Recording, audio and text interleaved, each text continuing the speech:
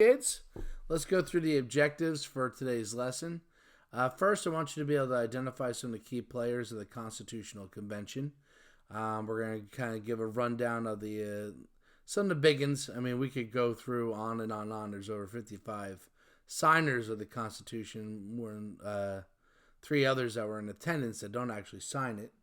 But I digress. We're going to talk about the word compromise a lot. Really, to understand the Constitutional Convention, you have to understand compromise. And I want you to have a base understanding of what the word compromise is and its purpose within the political process. And we're going to be talking about that idea of compromise quite a bit over the next few lessons. And I want you to think about some of the reasoning behind the reason why the founders decided to keep the Constitutional Convention closed to the public, and whether or not that was the right choice or not. So, let's get into it, shall we? We shall. So, when does the convention start? May of 1787. Actually, it begins a little bit before that in Annapolis, Maryland.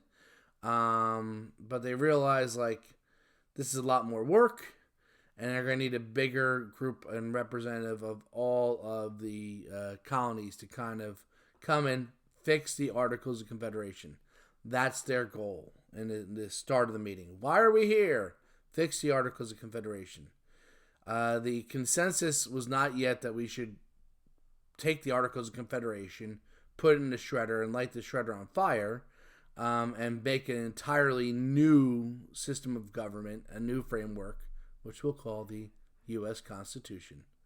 Oh. Anyway, so there's a lot of debate in the beginning on whether or not the Articles of Confederation can be fixed. What can we do? Should we just get rid of them? That as the convention moves on, we'll see that eventually they're just going to get rid of it. There's going to be 55 delegates from 12 states. What? There were 13 in the beginning, Mr. Keelan. I don't understand. Rhode Island, smallest of the states. We're not small with anger. They liked the Articles of Confederation. They thought it was just fine. They liked that it protected small state rights and that every state was equal. And they boycotted. They refused to attend. And that might be one of the reasons why they're the last state of the 13 to ratify the Constitution. So, who's that guy? Let's meet some of our key players. This man might have been short of stature, but he was a titan of influence. His name is James Madison. He was a delegate from Virginia. He was the youngest delegate of the convention, a young buck. He was in favor of a strong central government. He'll be of the mind of people that are called Federalists. In fact, he'll go on to write arguments in support of the Constitution called the Federalist Papers, alongside John Jay and Alexander Hamilton. He took meticulous notes during each meeting of the Constitutional Convention, and when they eventually make the draft of the Constitution, it is James Madison's notes that make up the body of the words of the Constitution. So you can say he wrote most of it. Fun fact, it's not his handwriting on the Constitution. If you're wondering, it's Governor Morris. Good time for PowerPoint to do autosave. Thanks, PowerPoint. Anyway, it was Governor Morris. Governor Morris, his first name is Governor. So if he was elected governor, he would have been Governor. There you go. That's my gift to you. That is why in history, since he wrote most of the notes that led to the writing of the Constitution, he is known as the father of the Constitution. Small guy, but a big part of the debates. Another member of the writers of the Federalist Papers, and that is Alexander Hamilton. Hamilton will be a leading voice of debate, and he will embody a group of people known as the Federalists. The Federalists believe that we need a strong central government, that the reason why the Articles of Confederation is failing is because, the central government is too weak. They want to put more power and especially a strong executive or central authority figure, which eventually would become the President of the United States. On that end, also, Hamilton is a voice that has mistrust for the people. It's ironic because he came from pretty severe poverty in Barbados, emigrated to the United States when he was just a boy, and built himself up to become one of the wealthiest, most powerful, influential people in America. And he feels that unless the people have a check on their power, that'll be mob rule. So he'll be a key voice also for things like initially the Senate was appointed, not elected by the people.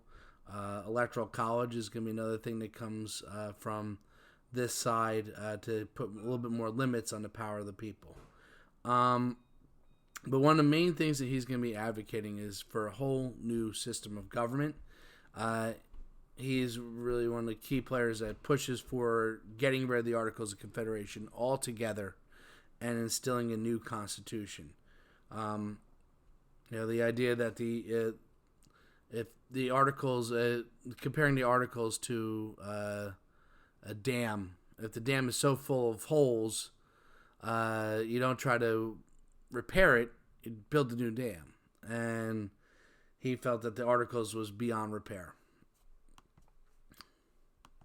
Let's talk about kind of the opposite to Mr. Hamilton. That would be George Mason from Virginia. He is one of his greatest achievements has been the author of Virginia Bill of Rights, which the U.S. Bill of Rights will be largely modeled after. And as an author of the Bill of Rights, he's a big believer in protecting individual rights, protecting individual liberties, protecting natural rights, protecting the rights of the people. And he fears a strong central government will become another tyranny, just like the Americans revolted against during the War for Independence. So he is the leader of a group called the Anti-Federalists. They want more protections for individual rights, more protections for the people, more protections of state rights, and they want to put limits or checks on the power of the federal government. Even though he won't go on to sign the the U.S. Constitution, his influence on the debate and framing it, especially in a system of checks and balances, is profound. And eventually, in order to get support of him and other anti-federalists to sign and to support the ratification of the Constitution, they will add a Bill of Rights. And the U.S. Bill of Rights, like I mentioned, is going to be largely based off of his writings.